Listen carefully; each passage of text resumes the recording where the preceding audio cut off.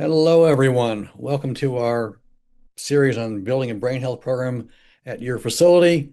This week's program is on dual tasking, featuring three of our uh, featured speakers. First, Kathy Lamberti is the founder and CEO of SMARTfit Inc. Has over 3 decades of experience in developing innovative technology that bridges cognitive and physical performance. Her evidence-based gamified dual tasking programs empower users of all ages and abilities to rapidly transfer skills to real-world scenarios. Dr. Mike Studer is a fellow of the American Physical Therapy Association, has been a PT since 1991, and neurologic clinical specialist since 1995. He's co-founder and co-owner, of Spark Rehabilitation and Wellness in Bend, Oregon, and is an adjunct professor at Touro University in Las Vegas and part-time instructor at UNLV. He's an internationally recognized author and an invited speaker that has been recognized as the Clinician of the Year by both the Neurologic and Geriatric Academies of the American Physical Therapy Association. Dr. Rob Winningham is a neuroscientist and professor of psychological sciences and gerontology at Western Oregon University, with over 30 years of researching human memory and brain's impact on human performance and quality of life. He's the author of two books, Train Your Brain, How to Maximize Memory Ability in Older Adults, and Cranium Crunches. He's also a frequent speaker at industry events. We're starting off with Kathy Lamberti and turn it over to her. Hi, everyone. I'm starting off first with a little introduction to the humble beginnings of my work. I'm not a clinician. I'm an entrepreneurial daughter of a farmer out of South Africa, and I think that really makes a difference to how I approach what I do.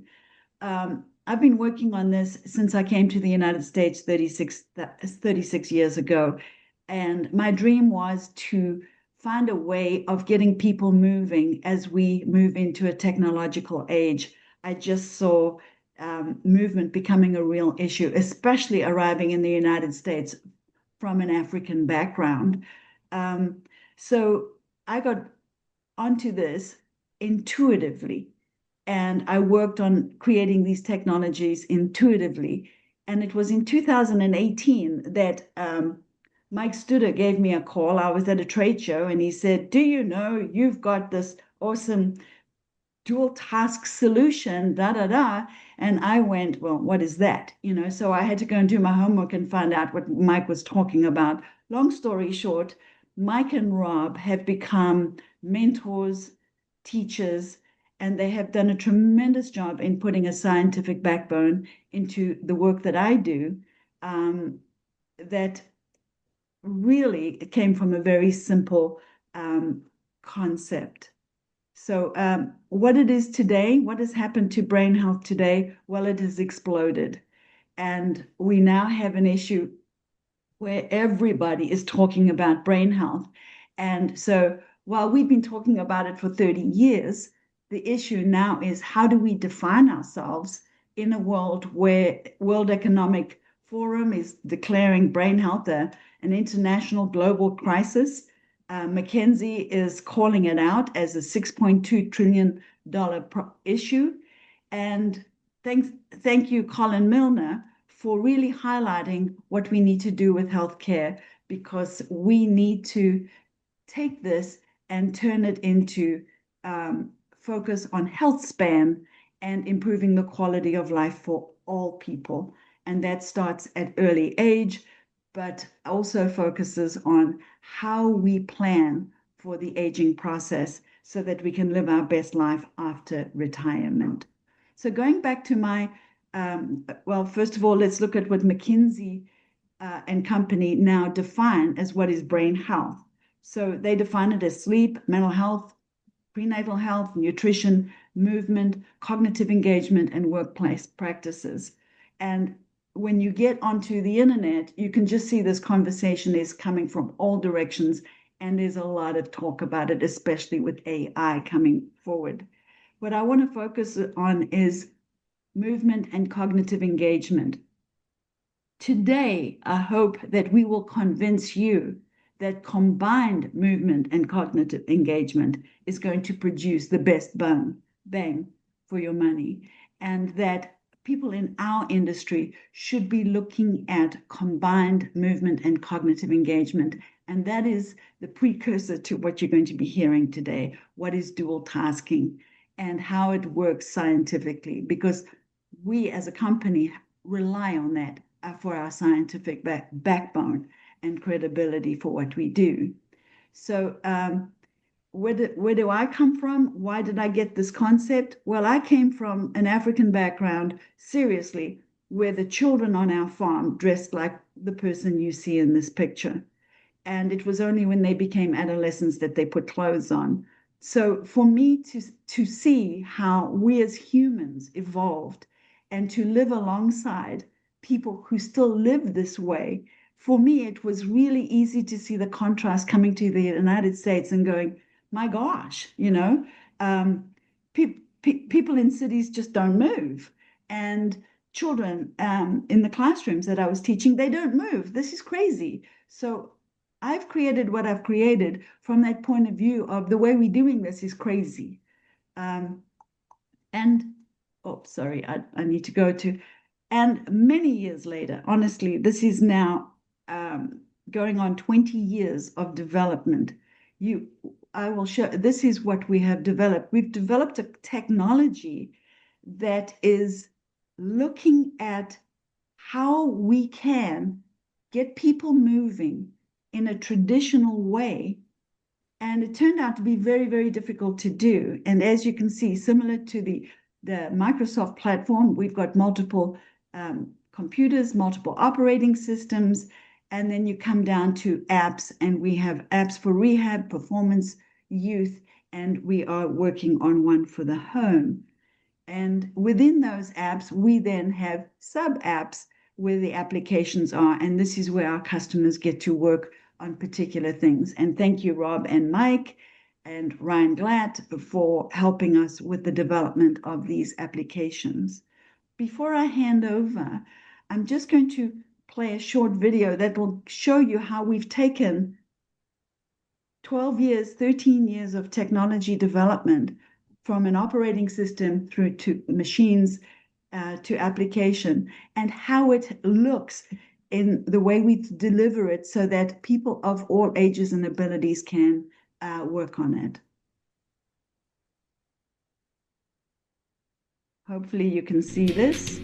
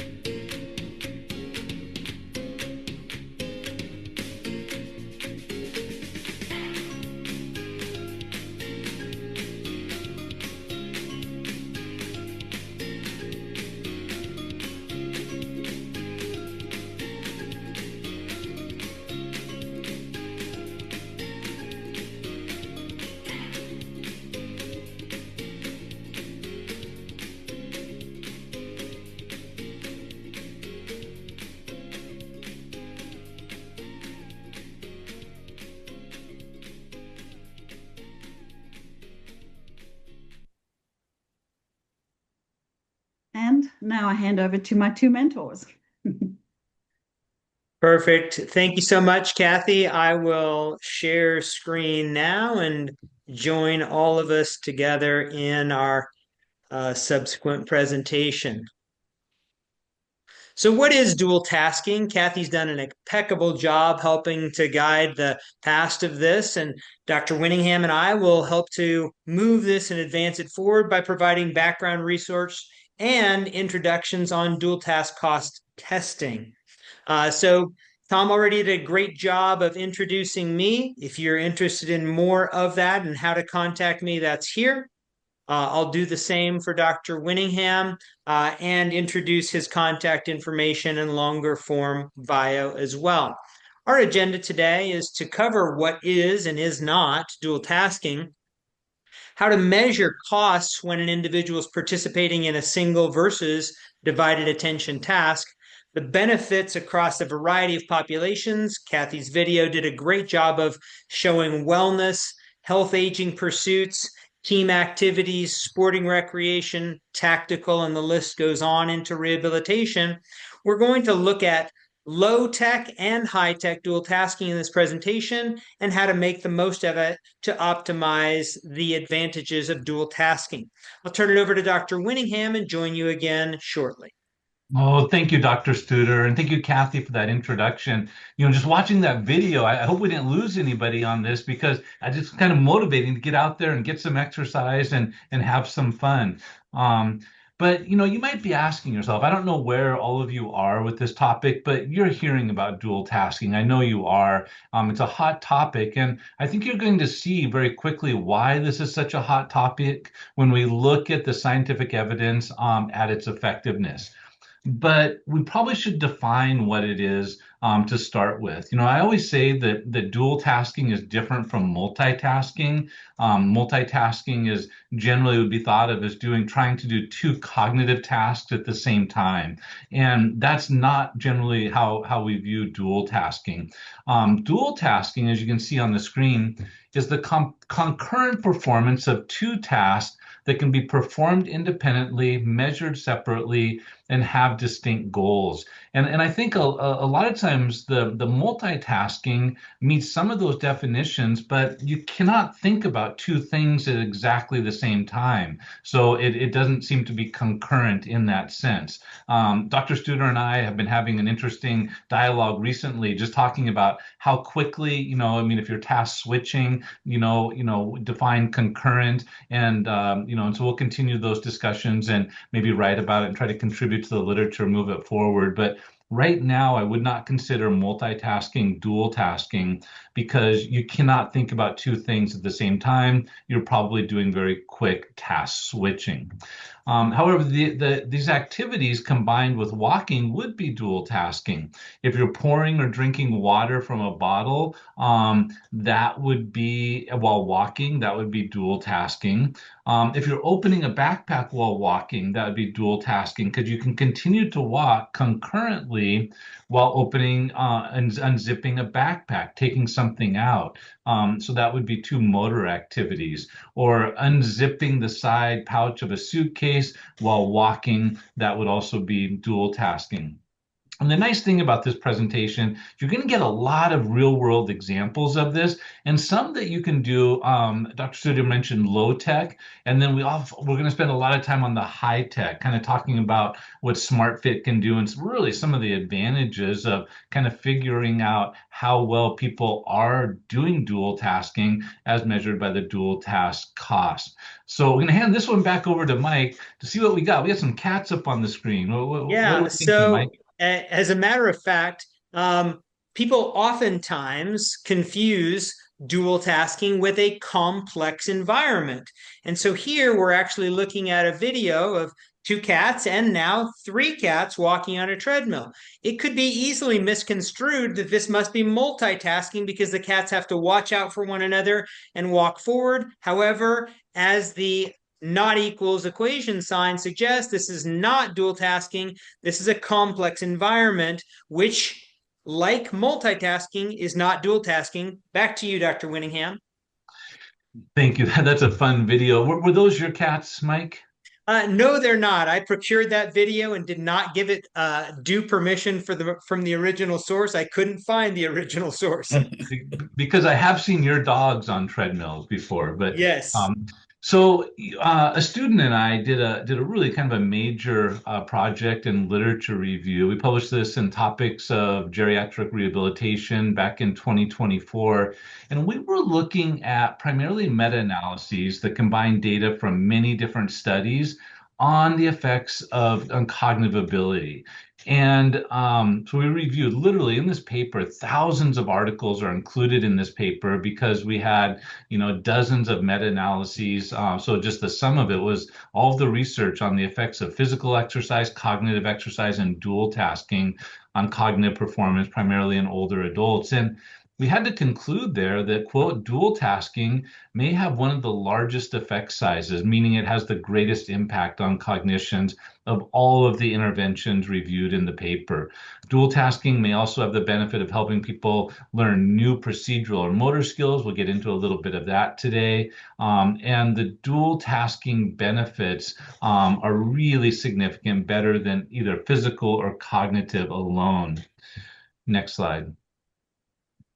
So, what are the benefits with dual tasking? And that's what I'm going to be trying to do today. And my part is just sharing a lot of the science. I want you to really kind of be aware of the different populations that can benefit from dual tasking. It's pretty remarkable, and the types of interventions that seem to work the best. So we're going to talk about a lot of this. But throughout the day, we're going to be, I'm going to be focusing a lot on executive functioning, which can be defined as your ability to pay attention, inhibit, self-control, plan, and be mentally flexible. And the thing is, if you can improve executive functioning, it increases your independence, it increases your ability to make a new memory, it increases your ability to do activities of daily living, and really most things that older adults would want to do or can be done with improved executive functioning. And it's primarily what the researchers look at in this space. So what do we know? We now know literally hundreds of randomized controlled studies have shown cognitive training can improve executive functioning, particularly in older adults. In parallel to that, we know that physical exercise can improve executive functioning in older adults, possibly others as well. And there's even more research on the physical exercise, probably to the point of 1,000 studies or more showing that physical exercise can improve executive functioning. We do know that younger people can improve executive functioning. We see this through training and lifestyle, and I would probably put a lot of that kind of in the bucket of building cognitive reserve. The more executive functioning abilities you have when you're younger, the more you can actually lose when you're older without having a measurable, demonstrable decrease in performance. So, this affects a lot of people. I'll give you a little bit more information about who benefits the most in a minute. But dual tasking can and should improve the automatic nature of any mobility-based skill. And so be thinking about that as we show you some more videos of this in action. When we add the cognition, it requires the brain to make the motor behavior more automatic. And this is why it's been so effective in the rehabilitation setting, which I'll share some research on. Next slide. So just going through some studies, trying to give you kind of a lay of the land. In this study, it was a meta-analysis. They combined the data from 10 randomized controlled studies looking at the effects of dual tasking on cognition, primarily executive functioning. And when they combined all of the data, they found that dual tasking dual tasking improved cognitive ability. That was a moderate effect.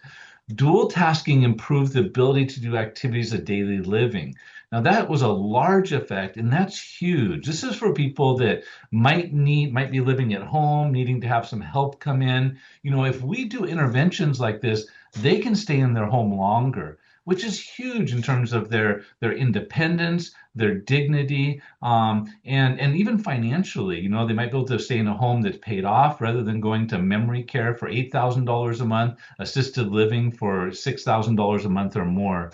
And then we also see improved mood. A number of different studies, particularly on the cognitive side, shows that when we improve executive functioning, we often improve mood. We don't know why, but maybe people get better at inhibiting or turning off negative thoughts is probably our best theory. Next. Here's another study, and this was interesting. This isn't a meta-analysis, just one study, but they did a 12-week intervention that combined both physical and cognitive exercise. And not only did it lead to measurable improvements in executive functioning, such as attention, but the researchers also did brain imaging with an fMRI and showed that the frontal lobes, where a lot of our attentional resources originate from, was actually improved. So we not only do we have the paper pencil evidence that executive functioning improved, we literally can see the improvements in how the brain is functioning. Next slide. And before we get too much more into this, I want to make sure that everybody knows how to calculate dual task costs, at least conceptually, if not literally. Because in the literature and throughout the talk, we're going to talk about dual task cost. And this can be defined as the additional expense and task performance that can be attributed to adding a second task. So let me show you how we do this. First, we measure how people do with a single task physical. We might have a walking test, for example. See how quickly they can do the stand up and go. Stand up, walk. I always forget what it is, 10 meters, turn around, come back, sit down. And we can time them on that. We'll get a score. Then we have them do the dual task single. That could be many things. We literally have over 100 different things we could do, but an easy one might be subtracting by threes from 101, 98, 95, 92. We'll see how well they do on that. And then we have people do both. And we see how quick do they walk, which is probably going to be slower, and how well do they do cognitively? They probably won't get through as many arithmetic manipulations. And we can then calculate the cost. So this is a video. It's actually of Kathy doing the cognitive training. We'll start with physical only, and we're going to see how well she does with a balance task. She's not doing any cognitive. We're just going to have her stand on one foot for a period of time, and we'll see if she puts her foot down, which would be defined as, a fall, so to speak. And she's going to do great here. 10 seconds, she's not going to put her foot down at all. Now she's doing the cognitive only. We're going to see how she performs on this task, and she is going to earn 30 points. Now we're going to do both. Does she have to put her foot down? Is she going to be able to earn as many points? The answer is yes. 2 foot downs and fewer points. And so now, if we go to the next screen, we can actually calculate dual task cost. So I'll just focus on the cognitive portion. So dual task, she only scored 20. Minus 30 is how many she did with single task on the cognitive. Divide by single, or 30, which is 10 divided by 30, or 33%. What this means is that in this video, there was a 33% reduction in performance on the physical side. So this is a physical dual task cost. And this is an important metric. This tells us where she's at. In some other settings, we might even be able to make some determinations of how safe they are for driving or walking or other things like that. But it also gives us a metric that we can try to beat. We can try to improve. We can gamify. Next slide. And here's another example, because I wanted to show that you can actually calculate dual task costs, physical and cognitive. So here's an example. Somebody did a single task physical. It took them 90 seconds to walk 100 feet. Then they did single task cognitive. It took them 80 seconds to count all the way down from 101 down to, I think that would land at like 2 or something like that, would be 80 seconds. And then doing both was 120 seconds. So we can calculate there the dual task physical cost, which is 33%, but the dual task cognitive in this example would actually be 50%.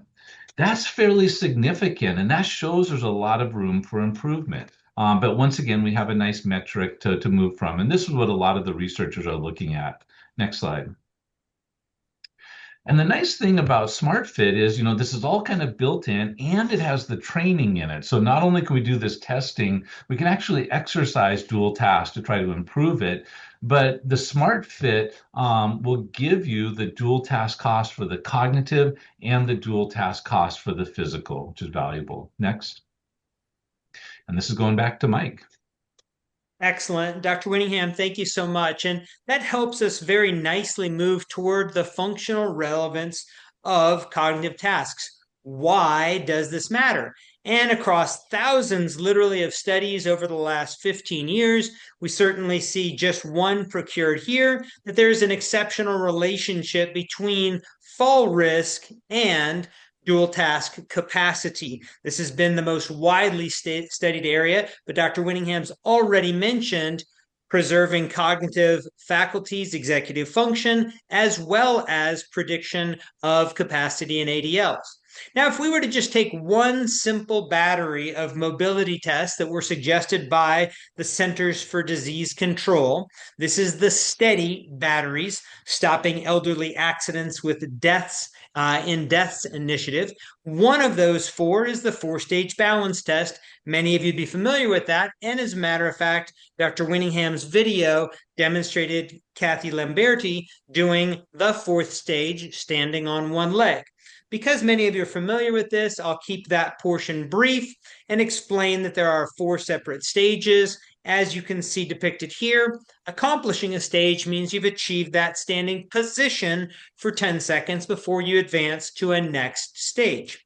Now, we know this is a well-established test of balance, if you will, static standing balance.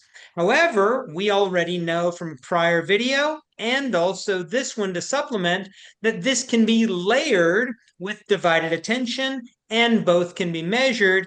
Here again, we'll watch another video with a slightly different requirement. Dynamically interacting, holding, and this can be leveled to the individual that you're working with for feet lined up in tandem, feet side by side in semi-tandem, feet in a nudged position together, or all the way back to feet apart. You can level it for the difficulty of the physical, as well as what SmartFit provides us the opportunity to do, change the integer. This could be subtraction by ones, addition by ones, or even larger. Now, when we see this this technology be layered forward into other tasks, we look at its adaptability for us as rehabilitation professionals, activity directors, and others to be able to gamify, as Dr. Winningham suggested, but also in the provision of healthcare to document for skilled care. So let's take a look at another example, timed up and go. As Dr. Winningham already suggested, the timed up and go could be captured physical. Then we could actually, in fact, demonstrate how that could be captured in the divided. I'm skipping the single task cognitive intentionally for the sake of your time. None other than Kathy Lamberti here, performing in every other letter of the alphabet. Notice that while she's walking, she has only the opportunity of the distance during the walk to decide what is the next letter I must choose. So as Dr. Winningham suggested, we would see a reflection and a reduction of gait speed, how much time it takes her to perform these laps, if in fact the cognitive load was sufficient to cause a cost. Perhaps we can look at this in another way, a 30-second chair stand. Very easy to understand what that test is. And again, the 30-second chair stand could be layered. You'd measure it by itself. You'd measure every other letter while seated. Now you'd measure them together. We see that here. So the individual is compelled to continue to perform sit to stand. Repetitions are counted. SmartFit keeps track of the accuracy and prolific nature, productivity of the every other letter of the alphabet. Again, can be leveled, duration of, or difficulty of either the physical or cognitive tasks. But wait, there's more. Let's add a fourth test, and it's the four square step test, which rounds out the STEADY 4 test battery. four square step test. As many of you know, start in any quadrant, go around and back around with each feet touching within each quadrant. I'll spare you the diatribe. With it taped out here on the floor for an individual, another way of leveling the difficulty. No three-dimensionality to this. We watch how this could occur where the individual is compelled to encode the sequence that he's seeing while performing the four square step test. This would be all the way to the dual task level again, respecting your time. So yes, he's engaged cognitively now, but he doesn't have to manually interact with the board so that it doesn't cause an artificial, manual, or physical deterioration. Now he has to input the same sequence that he saw. Remember what Dr. Winningham told us, you have to be able to measure both tasks, and that's why he has to input that sequence back at the end. So we understand that this is increasingly intuitive, which is one of the first words Kathy Lamberti said when she introduced her initiative for this years ago. I found it to be intuitive, I found it to be necessary, and it was something that was lacking in the community. And we see that you could add a cognitive demand in many different ways. Dr. Winningham already suggested this could be done in hundreds of ways. I'm giving you a few practical ways here. And we know that seeing a score provides me an opportunity to gamify and compete and potentially raise the level of dopamine with a near miss or a win. We can increasingly make these dual task opportunities more person specific by adding a topic and error tolerance, which SMARTfit does an exceptional job of leveling the difficulty, or across the full game library. We've only shown you a few today. However, we did promise to you that we would give you some low-tech opportunities as well. And so you see here is one example. Full credit to Dr. Winningham here as well. This is the trail making test that with his innovation, I took and put on a 6-foot by 8-foot canvas mat, carry that to a rehabilitation clinic, and have an individual step out a trail making agility. 1 January, 2 February, 3 March, and so on. We can calculate and time that. We could see how they would do if there weren't an alternating attention between numbers and months, 1, 2, 3, 4, 5, such as trail making A, which is on the other side of this map. That would be one way to do that. So when we look ahead, we understand this could also be done in a trail making B that holds full fidelity to the paper pencil. This is a 1A, 2B, 3C, 4D iteration as well. So let's keep in mind that accountability elevates the therapeutic alliance. We are holding my therapy accountable and your effort, your intensity, your compliance with your home exercise program accountable. And when we both see that you're improving, we both have enhanced expectations of your continued likelihood and possibility of improving. And we know from Wolf and Luthwaite in 2016 that that's called enhanced expectancies and is also dopaminergic. You only manage what you measure. And if we never cracked what you were able to do, we can't celebrate what you are able to do. So some of the quick applications in divided attention, we see the health seeker, we see those rehabilitating, we see this as a prodromal screening for persons that might have early signs of a degenerative condition, and we also see this in skill development so that I can hold myself accountable in tactical training, in sports, and otherwise. So as we've already suggested to you, you can layer divided attention in many different ways, and a few very quick examples in low tech that are intuitive for you here. I'll leave these at your leisure to be read, and Dr. Winningham's already shown us the methodology, physical, distractor by itself, cognitive, so you can innovate this however you prefer. Manual on top of a 30-second, perhaps even thinking way out of the box, a visual scanning of the environment during a floor transfer, timing the amount of time that it requires for a floor transfer, and capturing the number of different items the individual can capture visually scanning. You can do a low-tech divided attention task cognitive with walk. And this can be personalized toward a topic that this individual feels is intuitive and engaging for them. You can do this with a timed up and go, 10-meter, or even a backwards tug as well, keeping the methodology the same.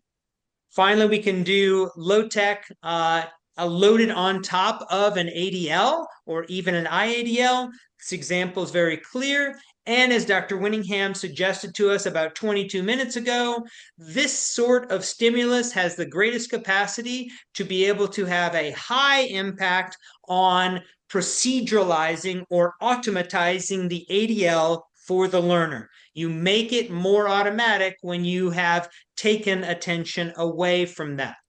And in my final slide here, I'll share with you just a table that gives you many different examples. I know many times when individuals are in continuing education, they like to know, show me what to do. And SmartFit's done an exceptional service to you by providing this webinar. And you have this slide in the handouts, and you can work your way through that. The only thing I'll call to your attention is the cognitive, manual, auditory, and visual modes of divided attention. If we had 6 more hours, we could talk about all of that, and Dr. Winningham and I routinely do. We're trying to give you an impactful effort. Dr. Winningham, back to you. Well, thanks for that. And I really like those low-tech examples. They kind of give people an example of what dual tasking looks like, but it also allows them, even if you have a SmartFit machine, you might have some other opportunities to exercise dual task. Variety is always good. So now that you know a little bit more about dual tasking, dual task cost, I wanted to share with you what the research says about different populations. And I'll be honest, I mean, I really feel like this is powerful. These are some really important and powerful interventions for people dealing with various neurological conditions. The first one here is for people living with stroke. So this recent study was a meta-analysis where they combined 15 randomized controlled studies that looked at the effects of dual task training on persons with stroke. They compared this to people who received traditional single task therapy to those that received dual task therapy. And what they found was those that received the dual task therapy had greater improvement in step length was one of their measures. They had quicker cadence after their stroke and doing dual task training, and a higher Berg balance scores relative to the control group, which received the typical single task training. And the authors hypothesized that the gait improvements may have been due to greater automatization of walking in the dual task conditions. You know, if you're thinking about something else, your cognition, your mind cannot be focusing on the motor. And the term that I've heard Dr. Studer use, the basal ganglial push, and it pushes down the motor behavior to the parts of your brain that do procedural learning, the automatic motor behavior. So that's a little bit of the reasoning behind that. The research also shows that dual task training in a mild cognitive impairment population. A number of different studies we could look at, but that first one showed that dual task training can also improve cognition. Kim and Park 2023 reported that dual task interventions can improve executive functioning and the ability to complete activities of daily living. I kind of always thought that would be the case because we see as executive functioning becomes more impaired, we see people's ability to do ADLs, the things we all need to do to be independent, is more impaired. But this actually shows in a single intervention, we improve executive functioning, we improve ADLs. Dual task training, and back one more, I was also going to say, dual task training can be useful in the therapeutic environment. It's gonna help make the motor behavior more automatic, and you get the improvements in executive functioning. Next slide. And the population where I've seen the most research, I've read a lot of these studies, and there's quite a few of them, is looking at people with mild cognitive impairment. So mild cognitive impairment, as you may or may not know, is a recognized American Psychiatric Association disorder, and it's one step away from a diagnosis of dementia. And it's really important that this population has tools because these interventions seem to work really well with mild cognitive impairment. But if we don't do anything, people with mild cognitive impairment convert to having dementia at a fairly high rate. About 20% of people with MCI will develop dementia each year, and within 4 or 5 years, most of them are going to develop dementia. So it appears that improvements related to dual task training are best for people with mild cognitive impairment. When I looked at all of the research and the meta-analyses, it keeps popping out. The people that have the greatest effect are those with mild cognitive impairment. And we've actually seen this with cognitive only training and physical training. So it kind of seems to be the sweet spot, and it's really important for that group. Next slide. Here's another population. There's actually been a fair amount of research, dual task training, the effects of that on people living with Parkinson's disease. There's even been studies just with SMARTfit in Parkinson's disease populations. But in these studies that I'm citing here, we found that dual task training led to, well, first of all, we see more gait impairments. That's well documented with Parkinson's disease. But people living with Parkinson's disease, they often have to concentrate, use self-talk, use their cognitive resources to control their physical. So this is one of the reasons why this population benefits from improved executive functioning.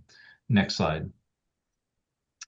And in this study, when actually looking at a population of people living with Parkinson's, they combined 11 studies, so 11 randomized controlled studies looking at the effects of dual task training relative to a control group. And they found in these studies that people living with Parkinson's disease who did dual task training had faster walking speed, had faster cadence, had longer stride length, and dual task costs decrease. This is really exciting. These people living with Parkinson's disease, we want to have as many possible interventions for them. We have them, but we have another intervention that can make meaningful differences to their quality of life. Next slide.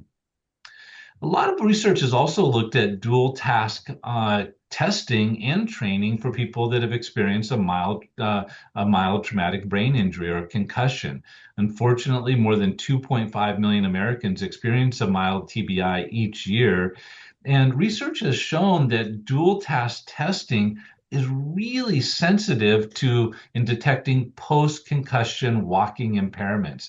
So we might not see an impairment after a couple of weeks with just walking, but we still see the impairment potentially months after the injury when we do dual task cost testing. Next slide. And here's some examples of this. In this 2020 study, they found that single task gait velocity, so just looking at their gait speed, usually returns to normal after a concussion after about 2 weeks. But dual task gait speed was slower for 2 months after the mild traumatic brain injury, which I'm just highlighting this because this is a very dual task cost testing is a very sensitive measure that you might want to use in your practice to see really what the deficits are and see how your intervention is impacting those deficits. Pinto in 2022 concluded that the dual task cost was a more sensitive test of impairment than gait speed for people who had experienced concussion. Next slide. This one's going to go back to Mike. So, what we'd like to bring for you as we begin to conclude is a recipe for you to apply. And we've been very clear. Identify a physical task that this individual needs to improve: balance, gait speed, ADL, IDL. We want to try to automatize and proceduralize this back for the individual to enable them to become consistent and reliable in their steps and balance.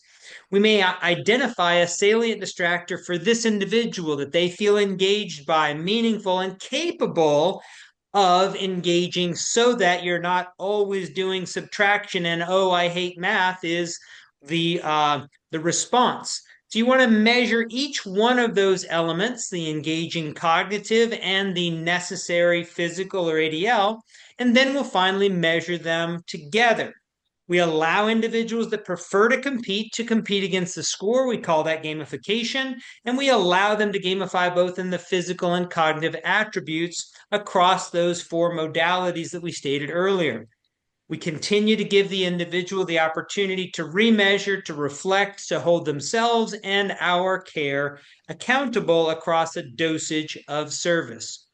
And so we should use high tech when we're wanting to reduce the burden from the provider. There's a lot of great opportunities to be able to reduce the true day-to-day care planning when some practitioners are compelled to, I need to do something different every single time. Use the entire library of games and dual task loading that can be accomplished using that. We have an expanded catalog of gaming that's available. As Kathy mentioned, it's very intuitive, and the learner can see the different levels of performance within that. They can find themselves. It has a consistent and high fidelity methodology, which gives us the opportunity to know that when we're testing and retesting, that our scores are valid accordingly. Please keep in mind that when we have the opportunity to invoke play with our clients that we're working with, we have that opportunity for them to drop stress and drop pressure. And so that people are not so concerned about how they're performing in front of the therapist or other people observing. And really, there's a lot of space efficiency to be had here when we can keep the individual working on the SMARTfit gaming boards, as well as exportable report by PDF that it could be adopted by many EMRs. So if we summarize our effort today, we have 2 tasks become dual, and they have many benefits. We defined what dual task was and is. Dr. Winningham carried us through dual task cost calculations. We covered the science of why it's relevant, how it's relevant, and expanded on many of the different diagnostic categories and indications, as well as the benefits to the brain psychologically, cognitively, and physically as well. So we'd like to, at this point, engage all of you that are present for the live portion of this in discussion and Q&A. We'll ask you to place your questions in the chat. We'll watch for those. And we do have some bonus slides to cover depending on the number of questions that we get. I want to thank SmartFit for producing this and just leave this slide up for those of you that felt engaged by this, that could also be looking forward to the future webinars in this series. Okay, we'll watch for questions to come through now.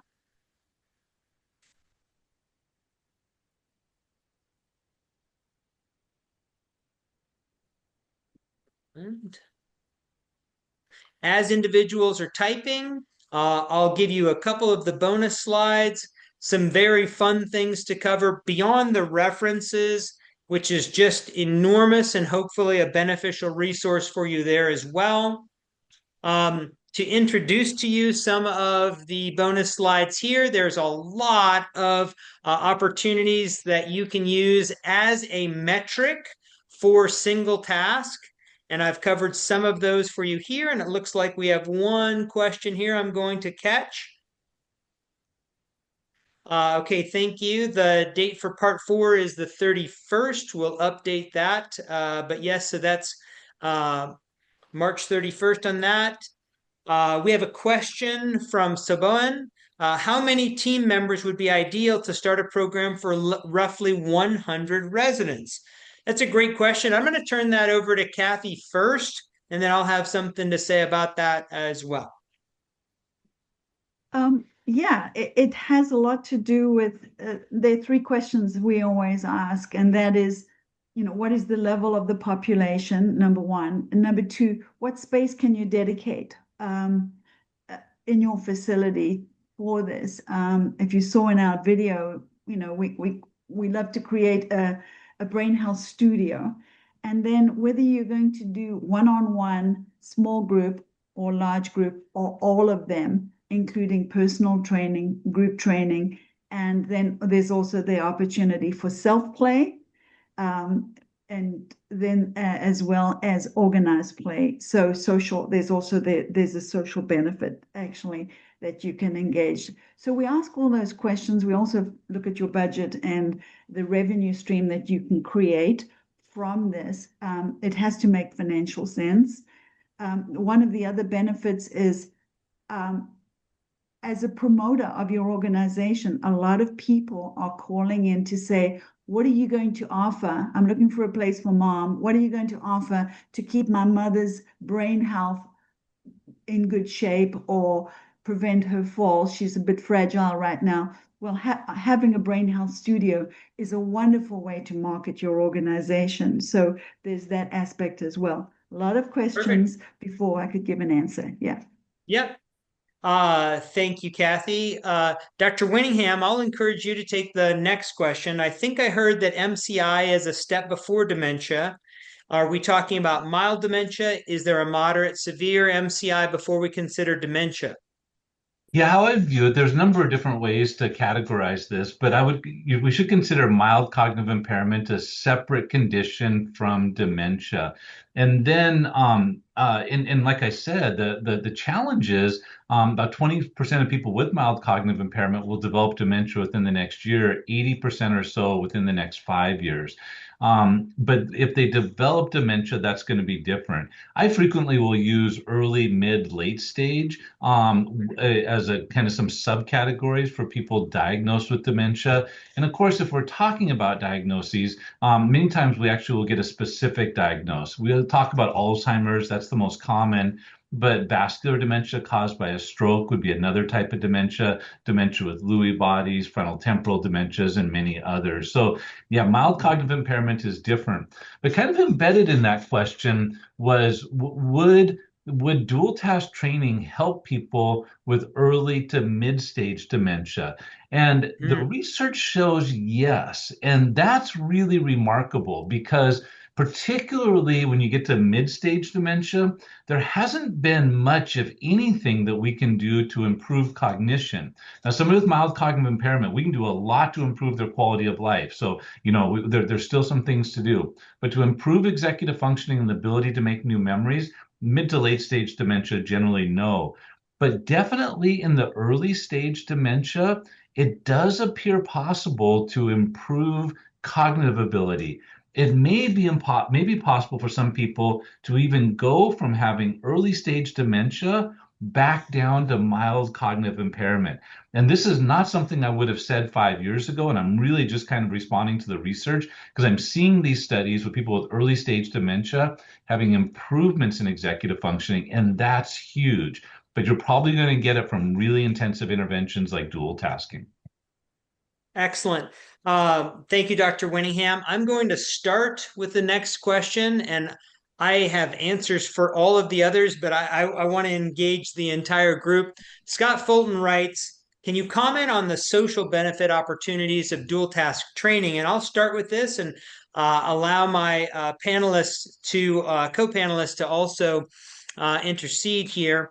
So in my opinion, there's one very strong and many other ways.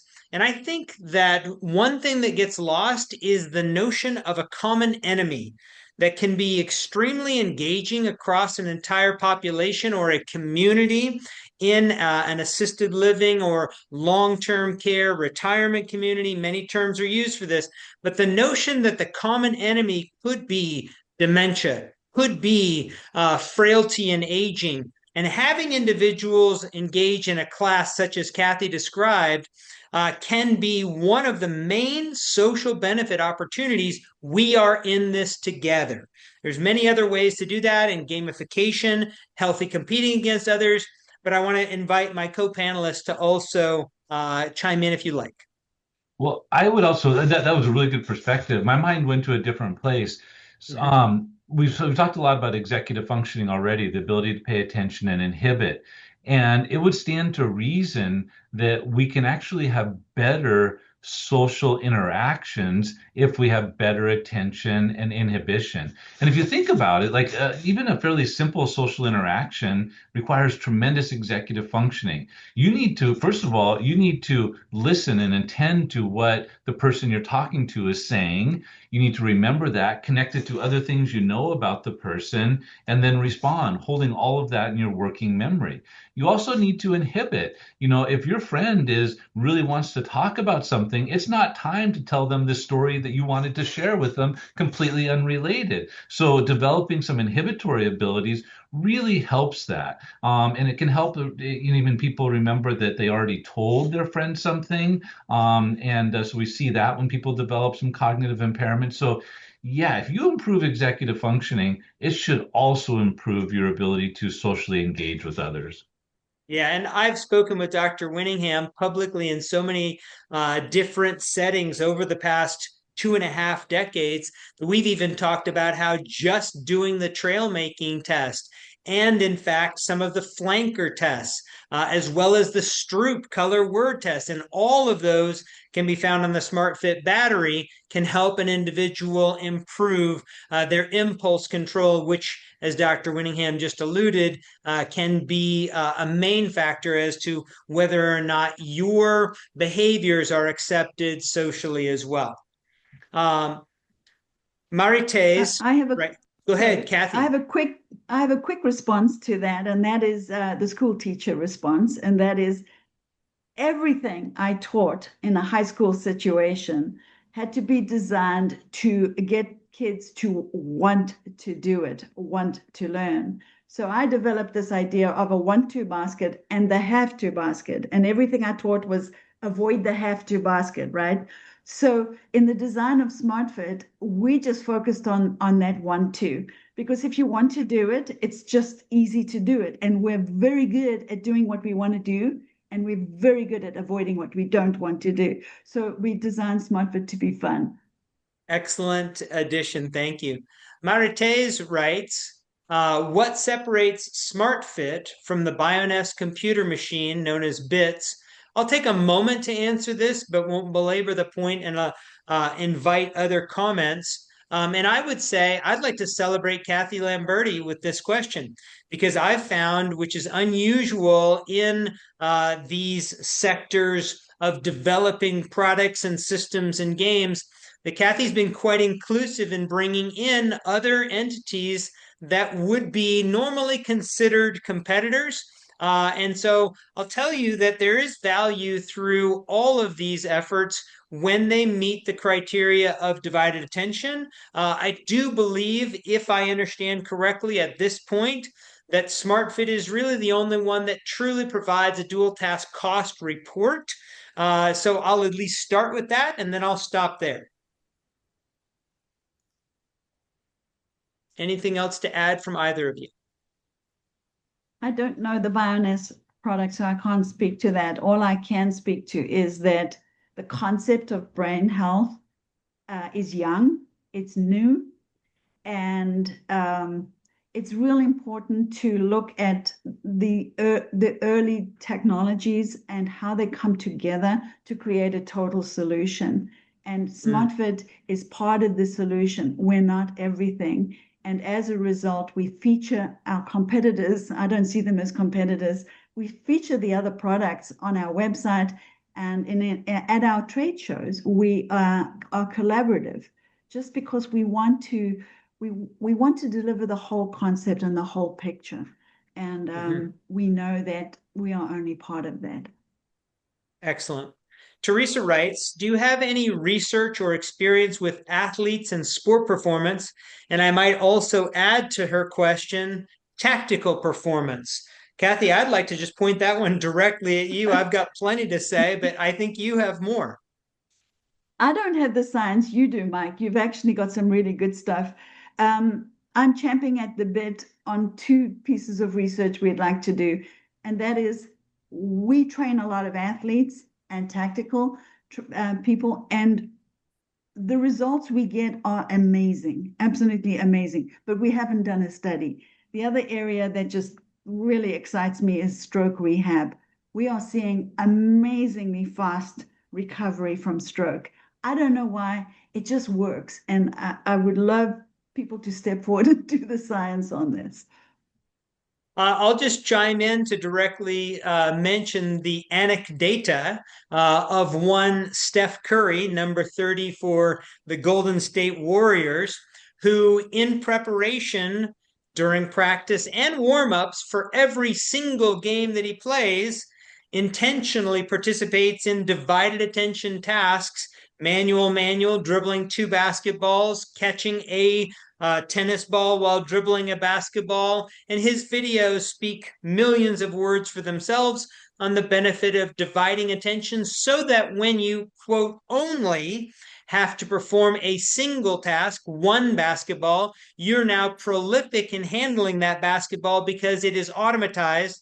And if you're not the tallest, fastest, and strongest, but you're the all-time leading three-point shooter, you accomplish that because you can fool people into thinking you're going one direction and you make your shot free going another way because your ability to handle the basketball is superior. I'll leave it at that. Dr. Jennifer Brown asks, walking is usually the primary motor task with stroke or dual task training with gait speed as the measure. Is there any research to delineate how gait speed changes based on lesion location and severity could be influenced? We're always trying to move the classification level from household to limited community and etc. However, walking potential and quality impact gait speed. I'll briefly address this very intelligent and very deep and layered question by addressing the middle portion, which seems most intuitive to me, the lesion location question. And in fact, this goes back to Dr. Winningham's comments about Parkinson's disease for persons whose center of automaticity, the basal ganglia, is impaired. When stroke happens as hemorrhagic inside the basal ganglia, those individuals have lost access to, and this is reductive for me to say this, but it is a fair generalization that by way of a stroke in the internal capsule, basal ganglia, and the like, you lose automaticity, you naturally devote your cognitive resources toward your walking every single step, cane left foot, right foot, and therefore you become at elevated fall risk. So this may be the population that definitely needs it the most, use it or lose it. However, we never want walking to be primarily in the motor cortex. We want it to be down in the basal ganglia. So cortical strokes, which make up a majority of strokes, we want them to dual task for a different reason. At the risk of belaboring and making a long story longer, I'll pause there for others on the panel to answer as well. I don't have too much more to add. I just also just recognize the amount of impairment to executive functioning, the amount of impairment to the motor ability. I think that would be important. But the nice thing is, at least with something like SMARTfit, you can adjust the difficulty level. And so I think that would be impacted depending on the severity and location of the lesion. Mm-hmm. Recognizing we're just at about time, I need to defer to Tom and Kathy if we want to try to catch the other questions live or via email after the course. We can keep going if you guys are in a position to do so. I'm in a position to continue. I'll read Linda's question. I'm a personal trainer, group trainer, just starting back into the field. 20 years experience, not in a facility, but would like to offer this to my community. No equipment inventory. How could I create this with simple tools in terms of cost? There are many ways to go on this. I might ask Tom and Kathy to see if there could be a SMARTfit strategy that should be introduced first to answer this question, though. I don't. There are manual methods, and I think what was taught here is fabulous. And if there's any way we can help, we will. We're incredibly committed to helping people get started and finding a way. And sometimes systems come available from people who've stopped doing business, and they come back to us. We do what we can by sharing that So I think that's all I can offer on that one. I'll add And one it more should be comment. noted. Go ahead, Tom. We do offer donor and grant templates, and we do have systems that are mobile to some extent. Our strike pods are wireless and can be moved from place to place. Our mini low impact, a little bit bigger, but also can be moved in the back of an SUV, but they are more expensive. Mhm. That's why we provide this donor and grant template.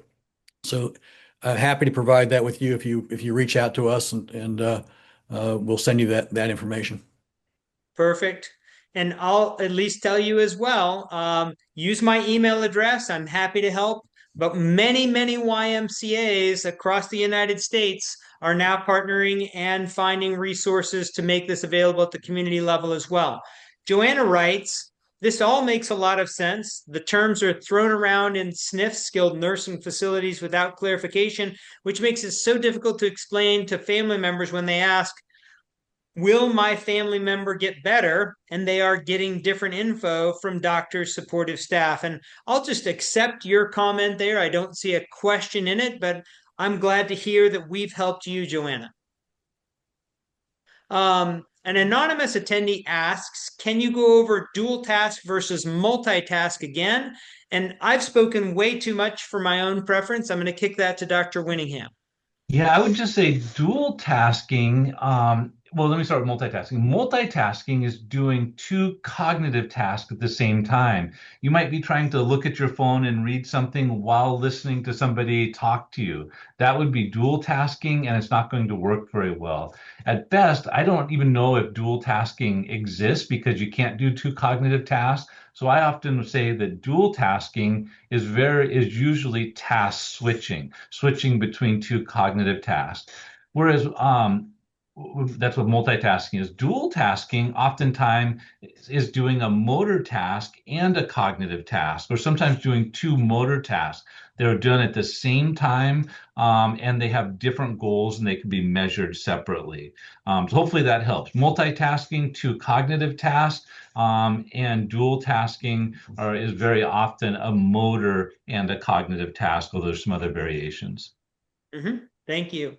Maretes again asks a couple more questions. What about using the Twister game mat for the trail test? If you'd like to contact me directly, I can get you the PDF for how to print that out. The actual Twister game, and very astute of you to note that that looked very Twister-like. That's how I first drew it out, was on a Twister mat. But the actual Twister game, with placing one extremity on a color and then a different appendage on a color, would in fact be complex but not dual task. I'm happy to help you offline on that, and perhaps would suggest that for your next question, can you provide research on using SMARTfit with high and low level persons recovering from stroke? I might defer that back to Tom and Kathy as well. That was exactly what I was saying earlier. We would love someone to do the research because we have systems in hospitals and rehab, inpatient and outpatient facilities, and we are getting report backs and have been for 6, 7 years now of just really rapid recovery. And I've wanted to know why, because it is so fast. And I've witnessed, I mean, a person with a paralyzed arm getting some function in 15 minutes. So Mm. I don't understand it. I've just witnessed it, and I get these calls of people crying of just how joyful they are about how it's helping them. I don't understand it. Appreciate the call to action and humility at the same time. Thank you, Kathy. It looks like we're about ready to wrap up. Teresa does ask if we have them in university settings. And Heather, I will tell everyone online that my email address is mike@mikestuder.com. I'll also type that out now while Kathy's addressing the university setting questions. Tom, you can go ahead. We are in multiple universities and growing, right? Yeah, and for various reasons. There are some that are simply research settings. There are others that are in athletic settings, others in recreation settings. But I think probably if I read the question correctly, I think you're leaning towards research, and we are probably in a dozen universities across the country at various stages of either some degree of research. Perfect. We should probably wrap it up from here, Yep. and I'll turn it back over to SmartFit representatives to do so. And I would just like to give a big thank you to our early adopters. In January, we crossed the 1,000 customer mark. And the people on this, the logos you see here are the people that helped us get there, and just incredible gratitude for the assistance. And in here, you'll see some of the universities that have done some research for us. Part 4, to recall the date correction, and please correct me if I'm wrong. Part 4 is actually on March 31st. Did I hear that correctly? Yes, sir. Yes. Okay, so not the 17th, and the rest of the dates are correct up there, I believe. I'll close from here. Thank you all, and we'll see you again at another in the series. Thank you all for joining us. Bye.